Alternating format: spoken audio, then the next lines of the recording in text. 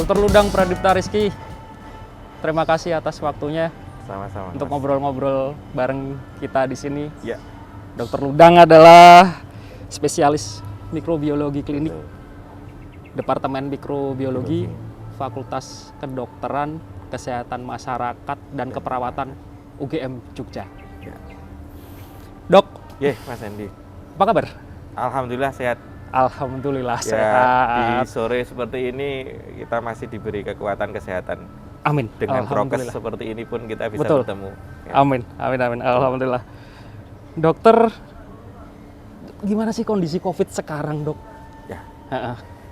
Kalau bicara kondisi COVID, maka tidak mungkin kita melihat hari ini saja. Betul. Tetapi kita melihat 2 minggu ke belakang, sebulan ke belakang, apa yang sudah kita lakukan. Nah, memang kita lihat cermati dalam 2 minggu terakhir ini, tren angka, baik itu angka kasus baru, angka kematian, maupun juga istilahnya adalah angka kesembuhan, itu yang meningkat justru angka kesembuhannya. Betul. Tapi angka kematian, angka kasus barunya, kasus aktifnya yang pernah kepapar kemudian dinyatakan sehat, itu kan berarti berkurang kasus aktifnya, itu justru menurun. Ya, artinya kematian, kemudian angka kasus barunya menurun, kasus aktifnya juga mulai berkurang, tetapi kesembuhannya menaik, dan yang tidak kalah penting tadi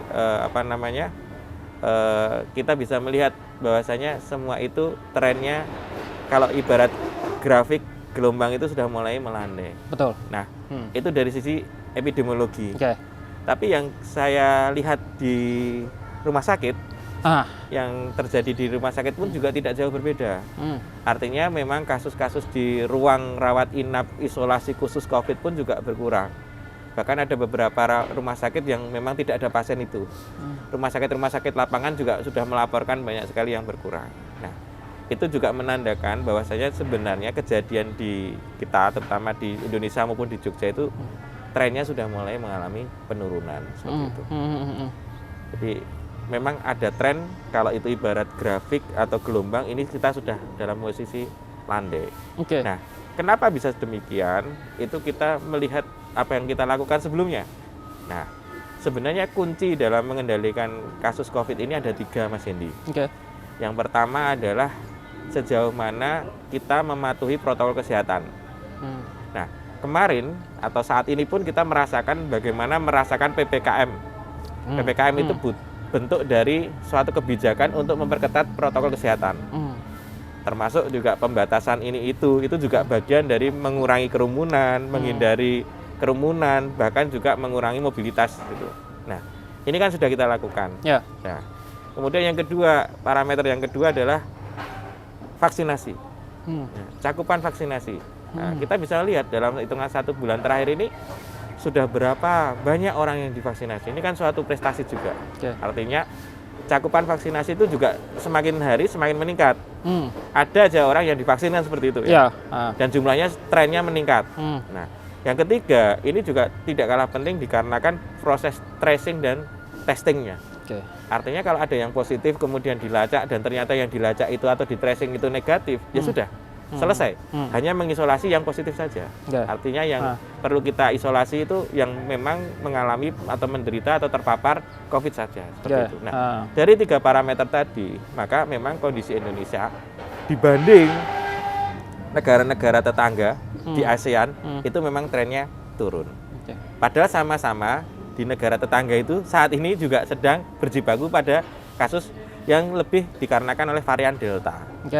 Indonesia juga mengalami seperti itu. Pada bulan Juli, mungkin kita masih pada ingat, di awal Juli, pertengahan Juli itu kan luar biasa saat di Kudus, Bangkalan, Bekasi, Jabodetabek, itu kan luar biasa. Kita pun juga mengalami kita juga mengalami ya, Solo Raya, Jogja dan sekitarnya itu juga mengalami sendiri, kita mengalami itu.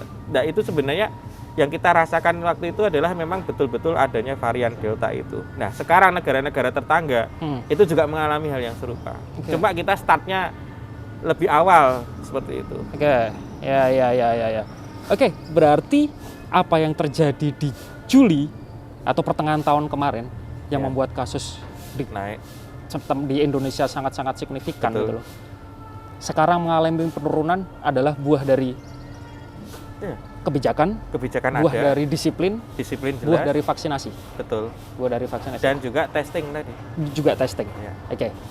Terus sekarang berbagai macam varian baru Ya. yang menjadi perhatian WHO dalam hal ini ya. Ya.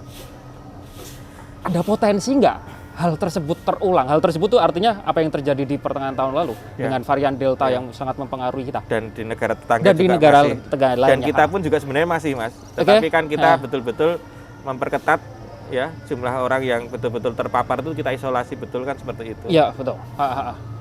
Ya. Jadi memang saya sebelum bicara bagaimana ke depannya Oke. potensi-potensi dari sudut pandang virusnya.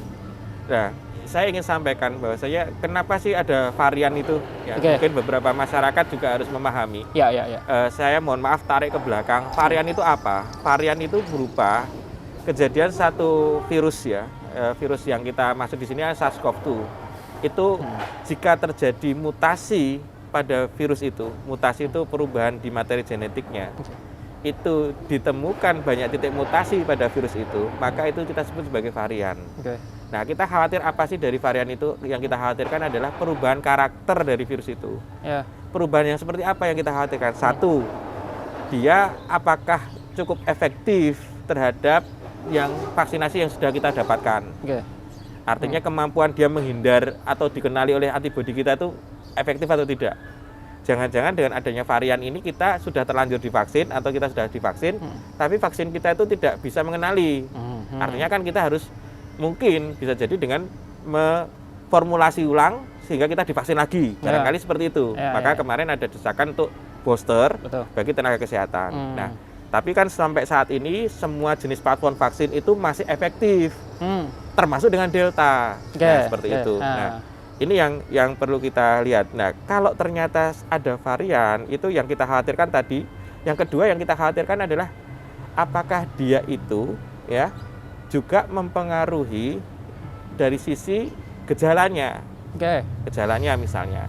Atau yang tidak kalah penting lagi adalah apakah dia juga jangan-jangan tidak bisa dideteksi.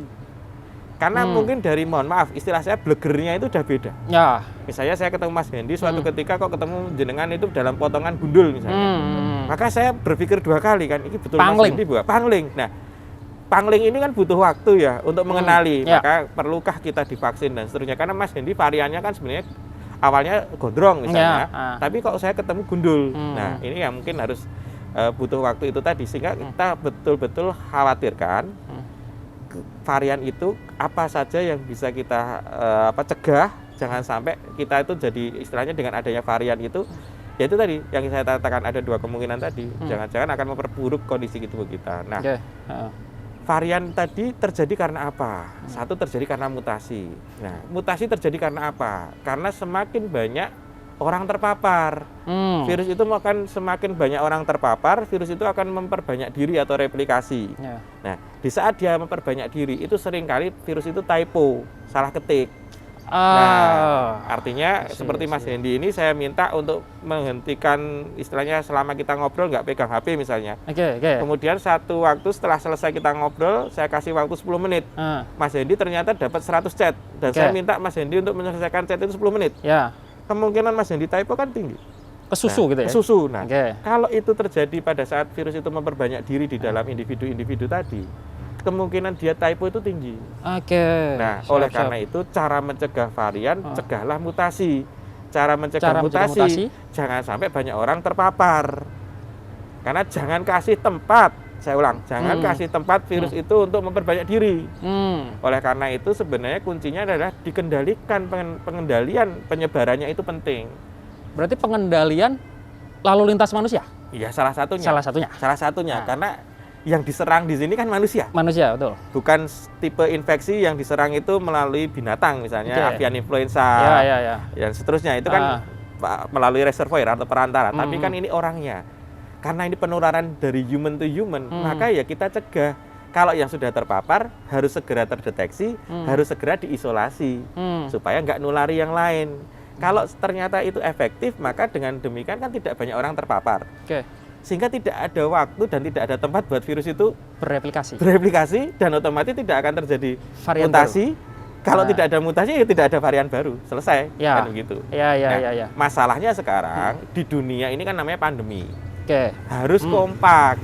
Hmm. Artinya bisa jadi Indonesia turun tetapi negara yang lain masih juga tinggi. Nah, ini kan jadi was-was juga kita. Itu masalah tersendiri tuh. Masalah tersendiri, Ya. ancaman. Betul. Tetangga kanan kiri kok kayak gini, misalnya Nah. sekarang di Thailand, di Singapura, di Malaysia sendiri, kemana. Filipina juga.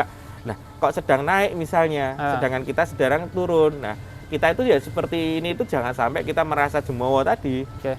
Kita tetap dalam tanda kutip ancaman, kecuali jika serentak satu dunia atau semua negara itu serempak kasusnya itu bisa turun bareng. Nah, itu beda. Tapi kan nggak mungkin. Nah, itu dia. Nah, Kenapa nggak mungkin? Salah satunya adalah kesetaraan atau kesenjangan vaksin itu masih tinggi. Betul. Equity-nya itu masih tinggi. Jangankan Betul. negara di dunia, di Indonesia aja masih sangat senja. Iya, masih sangat senja. Nah. Nah, itu yang menjadi catatan kenapa kita kalau ditanya ini mau sampai kapan toh pandemi. Itu kata kuncinya.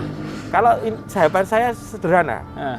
Kita bisa ukur sejauh mana pengendalian kita itu berhasil atau tidak. Artinya ya salah satunya prokes itu masih tetap, sehingga kita betul-betul harus sabar. Selama kasus itu belum turun di dunia, ya kita akan merasakan itu ya seperti ini. Ya. Kemudian yang kedua vaksinasi. Kalau masih banyak orang yang belum divaksinasi, ya kita akan selalu berhadapan seperti ini. Oleh karena itu kalau misalnya tadi sudah kita lihat semakin banyak orang yang divaksin, masih pada tertib, menjalankan protokol kesehatan, dan seiring waktu kasus itu semua negara itu sudah mulai berkurang, maka itu bergeser yang tadinya pandemi bisa jadi menjadi endemi. Nah, ini yang kemarin seringkali kita sering dengar istilah pandemi to endemi. Betul. Kan seperti itu. Nah, kalau endemi itu ada kasusnya tapi tidak sampai lonjakan. Seperti hanya endemi demam berdarah. Bukan berarti virus demam berdarah nggak bisa dihilangkan, tidak. Tetapi kan pada waktu tertentu itu muncul. Kemudian endemis malaria. Bukan berarti malaria itu tidak bisa dihilangkan, tetapi pada satu waktu ada kalanya seiring dengan musim dia akan muncul. Nah, itu yang disebut endemis. Arahnya pun juga akan demikian. Untuk benar-benar mengeliminasi, bahkan mengeradikasi. Eliminasi itu menurunkan. Eradikasi itu menghilangkan seperti polio. Itu juga butuh waktu, Mas. Dan tidak mungkin dalam hitungan cepat memang. Karena memang tadi cakupannya sejauh mana sih? Keberhasilan mengatasi itu masing-masing negara aja berbeda-beda. Betul. Di dalam negara pun masing-masing provinsi berbeda-beda. Betul. Di dalam provinsi pun masing-masing kabupaten kota berbeda-beda. Mas itu masuk ke bawah sampai ke tingkat RT RW. Betul. Sehingga sebenarnya fungsi yang utama itu ada dulu kan istilahnya satuan tugas Satgas Covid itu sebenarnya justru di desa. Ya.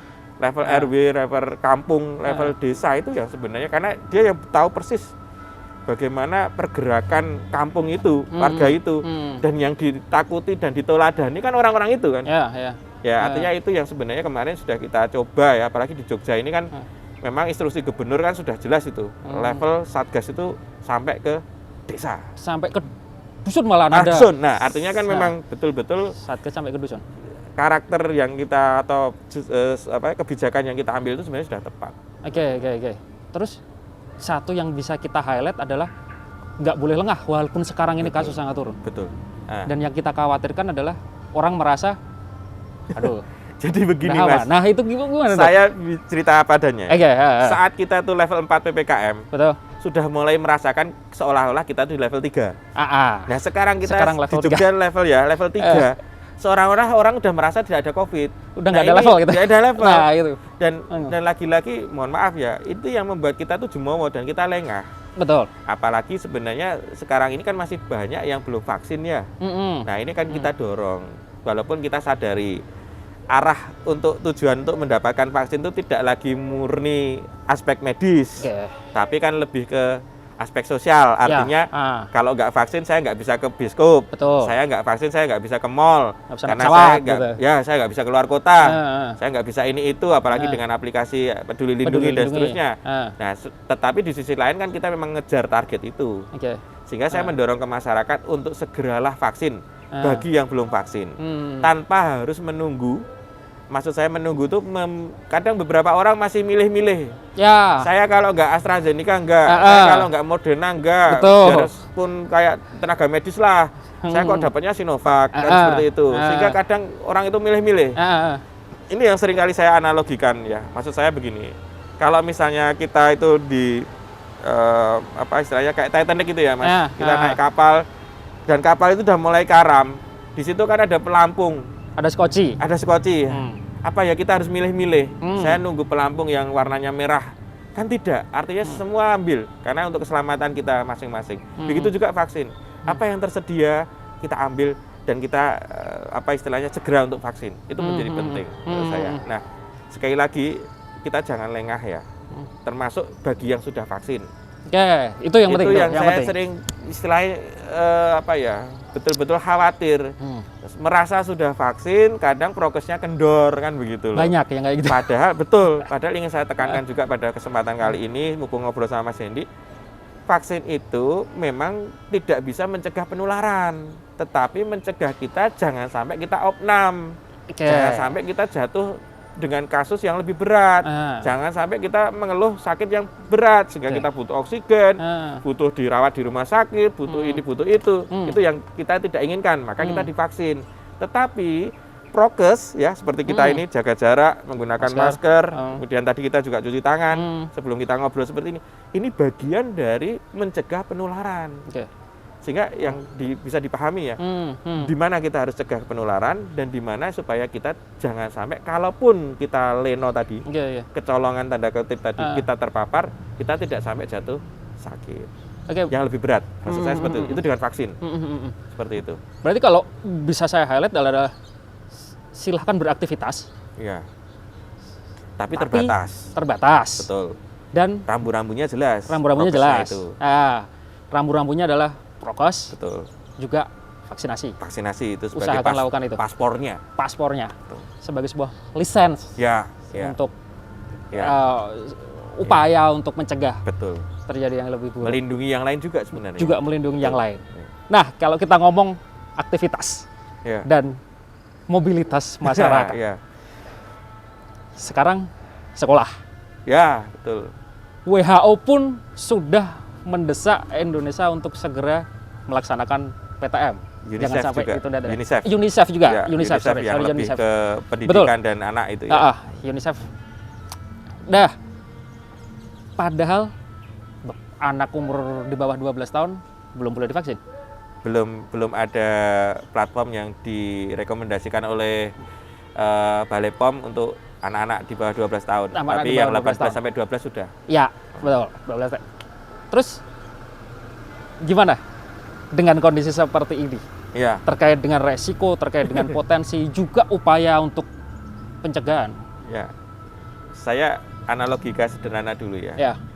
Kita itu barusan merasakan level 4 PPKM, kemudian level 3. Nah, tapi saya cermati itu, mohon maaf, seolah-olah itu seperti orang lomba maraton, Mas Hendy. Artinya kalau lomba maraton itu yang lari kan banyak banget. Ya nggak kenal kurus atau gemuk, ya nggak tinggi atau pendek, semua ikut. Kejadian juga seperti ini. Ya artinya tidak bertahap. Ini loh yang saya khawatirkan. Penurunan level tetapi sebisa mungkin ya bertahap. Misalnya contoh ya, misalnya untuk pembelajaran tatap muka. Nah, apakah perlu? Saya berkali-kali mengatakan di beberapa media, termasuk di media sosial yang saya punyai pun, saya selalu mengingatkan, Mbok Yao, dicoba dulu dari yang perguruan tinggi. Artinya segmennya jelas, karena mereka sudah mempunyai daya tahan tubuh yang lebih bagus. Kalaupun ngeluh juga bisa ngeluh, untuk survive juga bisa survive, kemandiriannya ada, beda dengan anak-anak. Kalau misalnya mohon maaf dirawat, orang tuanya juga mesti ikut mendampingi, tapi kalau sudah dewasa di atas 18 tahun kan saya rasa sudah bisa mandiri, sudah bisa mencari di mana dia harus berobat dan seterusnya. Nah, oleh karena itu sebenarnya kalau pelaksanaan pembelajaran tatap muka itu mau dikemas secara bertahap, itu bagian dari upaya kita menghindari kerumunan tadi atau menghindari potensi lonjakan.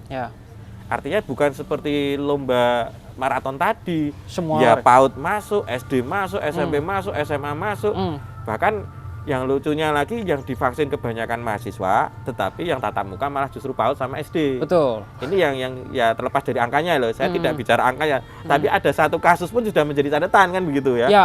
Ada satu kasus itu sudah menjadi catatan. Dan terjadi dan sudah terjadi di mana-mana gitu loh. Dan itu juga karena mungkin ada beberapa hal. Yang pertama dari faktor sekolah sendiri, ada juga mungkin keinginan dari guru atau dari dinas untuk segera membuka pembelajaran tatap muka. Di sisi lain dari muridnya sendiri. Orang tua. Murid juga gitu Mas. Murid juga pengen cepet-cepet sekolah itu juga ada. Ya. Walaupun kadang orang tua ada ojo sik atau menahan. Tetapi kalau anaknya pengen Ibu yang SMA yang sana sudah Ibu, yang temanku yang kuliah di sana udah atau temanku yang sekolah di sana udah. Baru yang ketiga ini orang tua. Banyak sekali orang tua ya, saya bilang katakan banyak itu sebenarnya ya karena kalau saya lihat di sekolah anak saya sendiri itu yang setuju pembelajaran tatap muka itu di atas 90%. Betul. Makanya kan saya bisa simpulkan keinginan ya. Banyak orang tua keinginan untuk anaknya sekolah tatap muka. Ya. Nah, kalau sudah 3 hal ini ketemu kan otomatis tadi ya perlu diperhatikan mana dulu toh. Sebenarnya harusnya itu bertahap. Ideal, saya bicara ideal. Ideal, oke. Supaya mudah-mudahan ini menjadi pemikiran dan rujukan bersama. Misalnya perguruan tinggi dulu, itu kan terbatas. Apalagi perguruan tinggi itu mempunyai skill kompetensi yang sangat spesifik kaitannya dengan lulusannya, pekerjaan dan seterusnya. Nah, kalau ini tidak diasah karena pandemi, misalnya mahasiswa saya dokter misalnya, kok sampai tidak kemudian pernah nyuntik, pernah ketemu pasien kan kompetensinya kan ini yang kita khawatirkan kan. Betul. Artinya kualitas pendidikannya yang kita khawatirkan. Nah, tapi kita lihat kalau perguruan tinggi itu sudah berjalan dengan baik, karena kapasitas ruangnya sudah semakin longgar, artinya kan tidak seperti ruangan-ruangan di sekolah gitu ya, mohon maaf ya, artinya kan dari sisi mengatur prokesnya itu lebih mudah.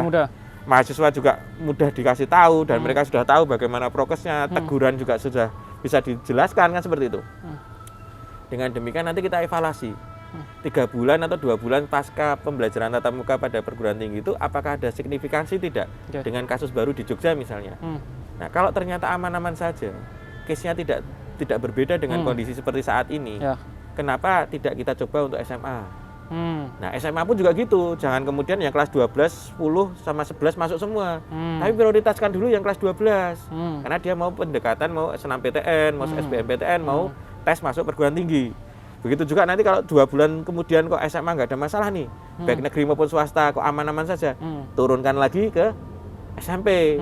Seiring waktu kan SMP sudah banyak yang divaksin, ya karena dia masuk dalam 12 sampai 18 tahun. Betul. Nah kalau SMP aman-aman saja, seiring waktu tadi saya sampaikan 2-3 bulan kemudian atau bahkan 4 bulan kemudian kok ternyata salah satu platform vaksin itu sudah masuk ke Indonesia dan itu terbukti nanti bisa diberikan pada usia di bawah 12 tahun sampai 5 tahun, maka tidak menutup kemungkinan seiring waktu tadi, karena tadi saya bilang gradual bertahap, maka SD bisa masuk.